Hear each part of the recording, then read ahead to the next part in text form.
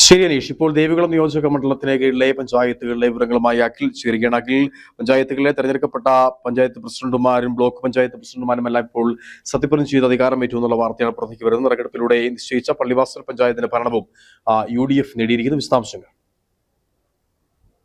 നിലവിൽ സംസ്ഥാനത്തെ മറ്റ് തദ്ദേശ സ്ഥാപനങ്ങൾ എന്ന പോലെ ദേവികുളം നിയോജകമണ്ഡലത്തിലെ വിവിധ പഞ്ചായത്തുകളിൽ തെരഞ്ഞെടുക്കപ്പെട്ട പഞ്ചായത്ത് പ്രസിഡന്റുമാരും ബ്ലോക്ക് പഞ്ചായത്ത് പ്രസിഡന്റുമാരും ചുമതലയേറ്റു. വൈസ് പ്രസിഡന്റുമാരുടെ തെരഞ്ഞെടുപ്പ് ഉച്ചയ്ക്ക് ശേഷം നടക്കും. ബാബു പി കുര്യാക്കോസാണ് അടിമാലി ഗ്രാമപഞ്ചായത്ത് പ്രസിഡന്റ്. 2 സ്വതന്ത്രരുടെ അടക്കം 19 വോട്ടുകൾ നേടിയാണ് UDFിലെ ബാബു പി കുര്യാക്കോസ് പ്രസിഡന്റായി വിജയിച്ചിട്ടുള്ളത്. TK ഷാജിയായിരുന്നു അടിമാലി പഞ്ചായത്തിലെ LDFിന്റെ പ്രസിഡന്റ് സ്ഥാനാർത്ഥി.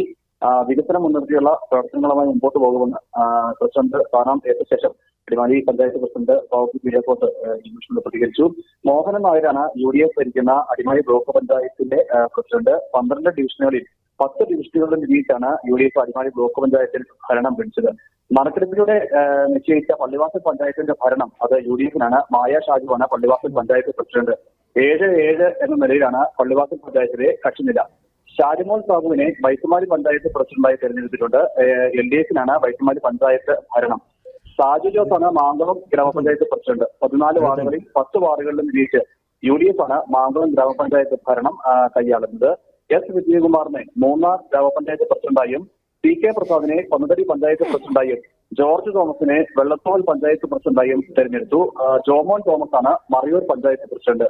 ഈ 4 പഞ്ചായത്തുകളിലെയും ഭരണം UDFിനാണ്.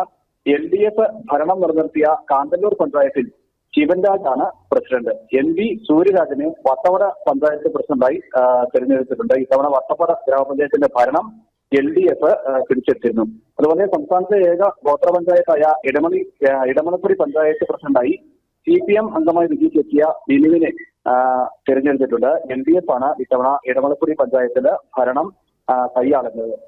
LDF ഭരണം നിലനിർത്തിയ ദേവികുളം ബ്ലോക്ക് പഞ്ചായത്തില് CPI അംഗമായി വിജയിച്ചെത്തിയ രാജേശ്വരിയെ പ്രസിഡന്റായി തെരഞ്ഞെടുത്തിട്ടുണ്ട്. അതുപോലെ LDFിന്റെ ഭരണത്തിലുള്ള ദേവികുളം പഞ്ചായത്തില് ശരണ്യയെയും പഞ്ചായത്ത് പ്രസിഡന്റായി തെരഞ്ഞെടുത്തിട്ടുണ്ട്. ഈ തദ്ദേശ സ്ഥാപനങ്ങളിലേക്ക് എത്തിയും ഉച്ചയ്ക്ക് ശേഷം വൈസ് പ്രസിഡന്റ് തെരഞ്ഞെടുപ്പ് നടക്കും.